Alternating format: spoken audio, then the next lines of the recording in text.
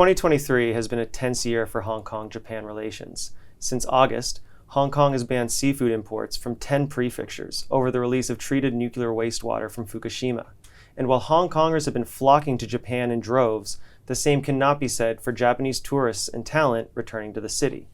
To speak more with us about it today, we have Japan's consul-general Okada Kenichi in the studio. So just to get started, it's been 3 months since the initial ban came in place. Can you give us any update on how negotiations are going with the Hong Kong government? Japanese government and Hong Kong government has maintained a good contact on various levels, and we will continue to discuss these issues. And Japanese side will continue to offer as much as scientific evidence and data in a very transparent manner to Hong Kong government. And we hope that Hong Kong government can make a right decision at the right time so that we can move on to the next stage for the cooperation between Japan and Hong Kong. Of course, we have asked Hong Kong government to lift immediately the ban on those, seafood products from 10 prefectures. But still, we will continue to, offer the scientific data to Hong Kong government, hoping that Hong Kong government can make a right decision, right time. And how would you characterize the negotiations, if you don't mind? We are seriously and face-free discussing these issues. And what I can say for sure is that Japanese side will continue to offer scientific data for Hong Kong governments. And is there any indication as to how frequently these negotiations are happening? Oh, it depends totally. Right. So one of the other things now is obviously with the post-pandemic resurgence in travel, we see a lot of Hong Kongers going abroad to Japan for traveling, but we don't quite see the same amount of Japanese coming back into Hong Kong. Mm-hmm. There's also not as many applying for the employment visas or other talent schemes that the city offers. What can you say about the perception of Hong Kong in Japan in 2023? I think there are maybe two reasons for that phenomena. First, prices, including housing costs in Hong Kong, are really, really high. So I think that could be one issue. The other issue could be the very negative image of Hong Kong in Japan. After 2019, there had been a lot of things happened, and there are lots of press coverage about that. And I think that could be another reason why it is now happening like that. When we talk about press coverage, could you provide any examples? What is what is the negative perception, as you said? Some media said that one country, two system in Hong Kong has lost its substance totally. So I think this is not a correct, report about the reality of Hong Kong. And does that extend also to business interests in the city? Unfortunately, that is the case. I think so many business people in Tokyo almost believes that Hong Kong is already part of China. There is no one country, two system. So many Japanese companies in Hong Kong have been under huge pressure from their headquarters that these Hong Kong branch need to come back to Tokyo or go down to Singapore or go into mainland, something like that. Do we have any idea how many businesses are getting this pressure from back home? According to our research, a little bit less than 50% Japanese companies have been under such pressure.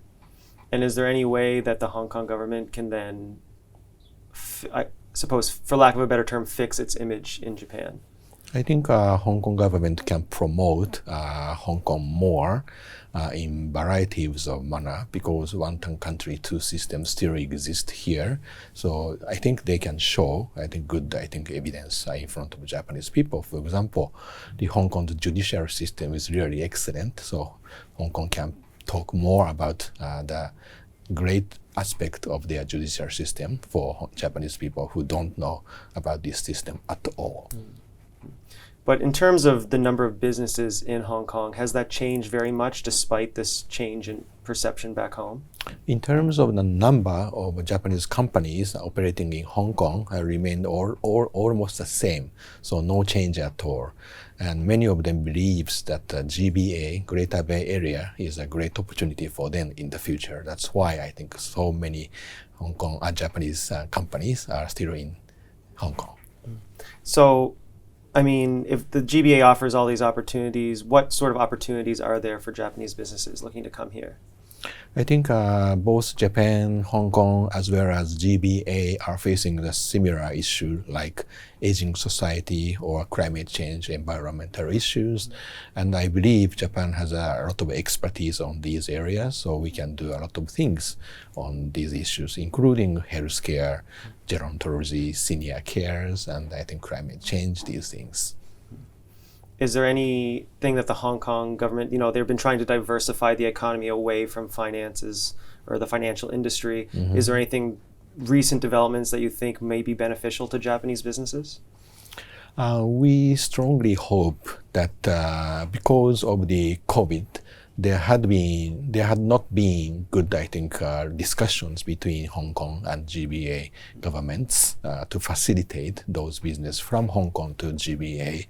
So we hope that Hong Kong government can seek this sort of opportunity for the many enterprises in Hong Kong, including Japanese companies. So we see, obviously, it's a bit of a mixed bag, it sounds. There's, on the one hand, Fukushima negotiations, trying to fix this image of Hong Kong. But on the other side, we also have maintained business from the business community. There's new opportunities for them here. So how would you describe the overall relations between Hong Kong and Japan in 2023? I think in 2023, we have faced the challenges because of the Alps-treated water issues.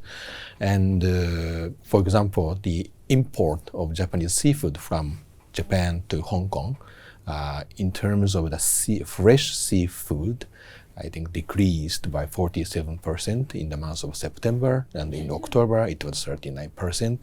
It's a huge damage for these businesses. And of course, lots of Japanese restaurants in Hong Kong have suffered a lot. So it is an acute heartache to myself.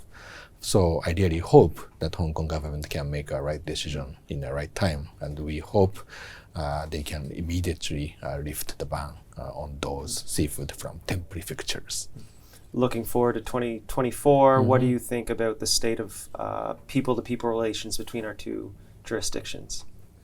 People-to-people relations.